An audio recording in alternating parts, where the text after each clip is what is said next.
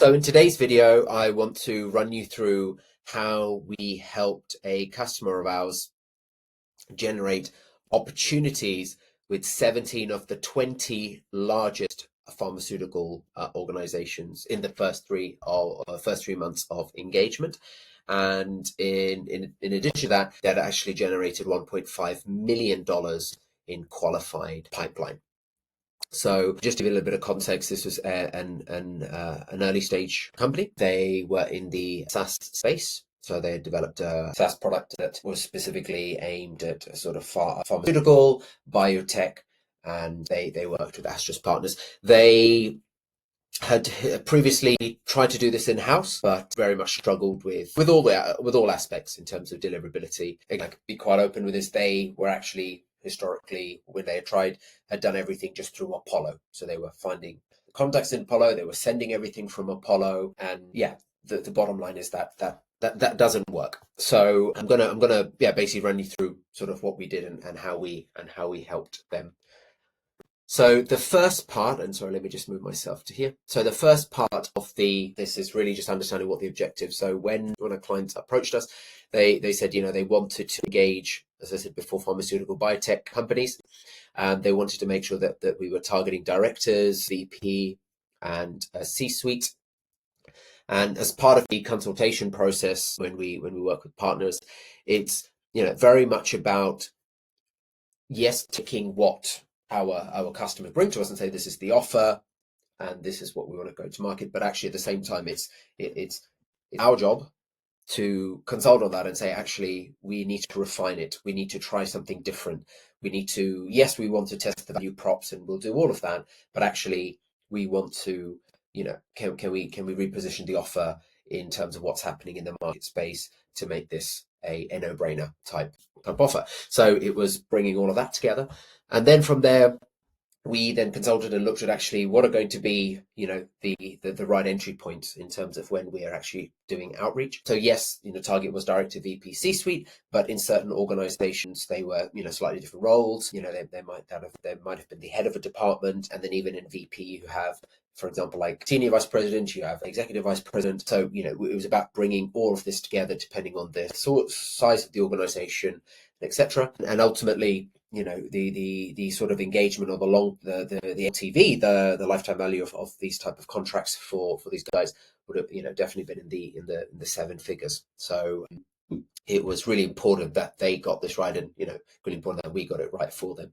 So that's ultimately where we sort of started. So what we ended up doing, and actually before all of that, I think I sort of alluded to this in the first slide, but really one of the biggest challenge was around the challenges that they had when they tried to do this in-house was, they knew they had to do this through one of the outreach channels was being cold email, which is obviously where we specialize in. Competitive, lots of people spamming and sending things across. In this particular industry of pharmaceutical and biotech, especially when we're talking about, and I think why the 17 out of 20 top pharmaceutical companies is really impressive is because those type of companies are very, very well known for cybersecurity reasons to block everything. And I remember even our clients coming to us and sort of saying, well, hey, we've got really good open rates. And then we were like, I can assure you that it's probably the spam filters that are opening it. It's actually not a human. So, and if you learn anything from the video, never ever enable open rates because that can impact your deliverability. So, it's about the technical hurdles that they didn't know what to do. They didn't know how to set up infrastructure, and then they didn't know how to, continually improve that sort of process. And then ultimately, reaching the right people as well. Again, when we looked at some of the data, very, very high bounce rates. There were, a lot of major issues with the campaign. So they needed someone to come in and sort of manage and basically revamp. When we work with our clients, we always look at, if there is anything that has been done, if there's anything that, a client has seen to have some success, we want to learn from that. We want to optimize from that. But in many cases, in an example like this, nothing had worked. In many instances, customers come to us and have not done any outbound at all. So we basically test and sort of take it from scratch as well. But that's really ultimately what we're trying to get to.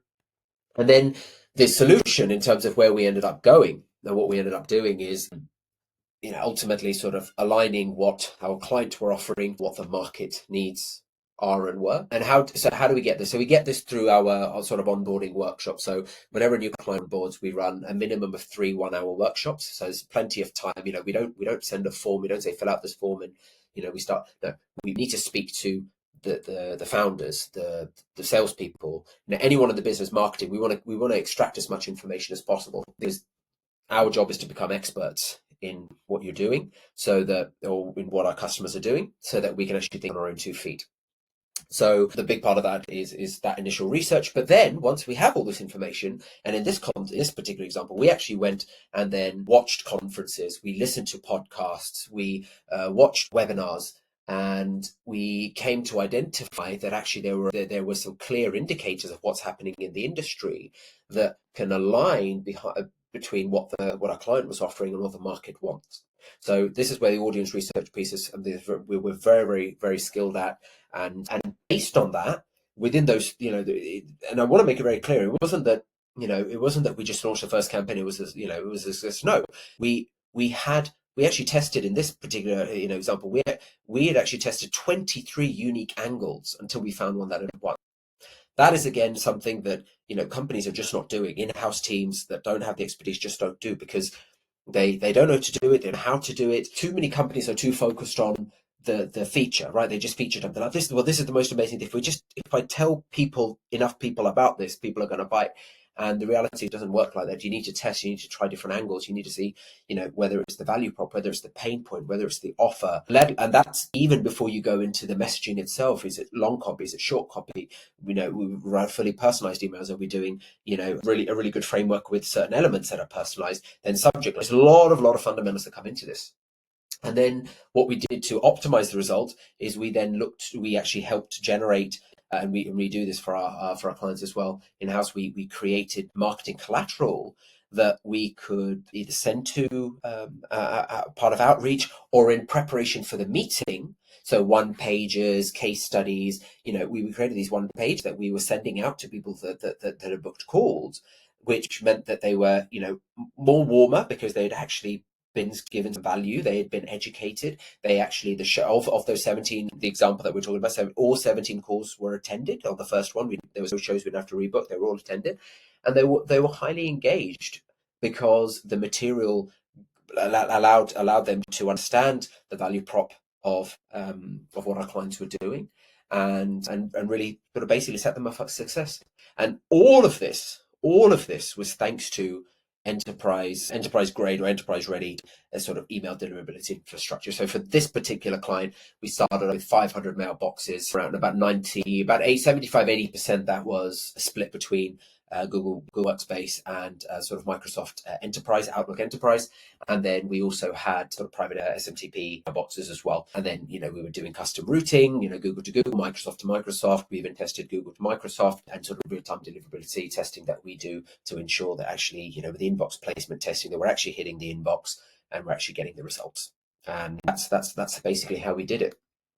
So what did this look like? What was the impact? So within the first 3 months, now bear in mind the first 3 months, the first 2 weeks of those 3 months is the onboarding, is those 3 1-hour workshops, it's the setup, it's all of that. So that I'm talking about that 3 months, including that period as well. So we're probably looking at probably around 8 to 10 weeks of actually doing outreach for us to get this result. So in those first 3 months, generated actual conversations with decision makers of the target market at top 17 or 20 pharmaceutical companies globally, and that was also part of the client's dream list. Top of that, we also had, I think it was probably about 23, maybe between, I can't remember exactly number, 23 to 27 additional meetings with smaller companies that still were ICP, but again, we'd managed to book that. As I said, in the initial piece, because of how the client worked, they sort of had a pilot program, and then from there, that's where they then extended to the sort of the 7-figure,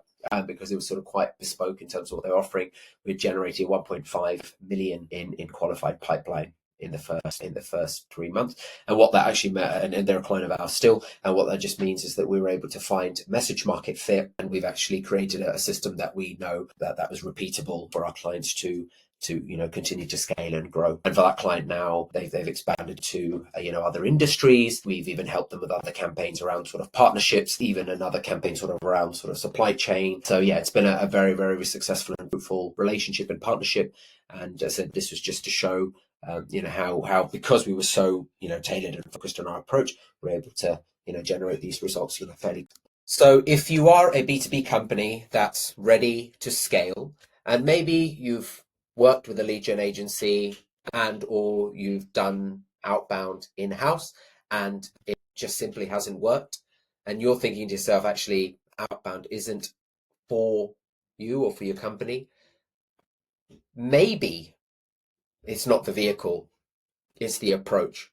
And if we can jump on a call and maybe I can give you a few pointers on what the right approach might be, I'd be more than happy to do that.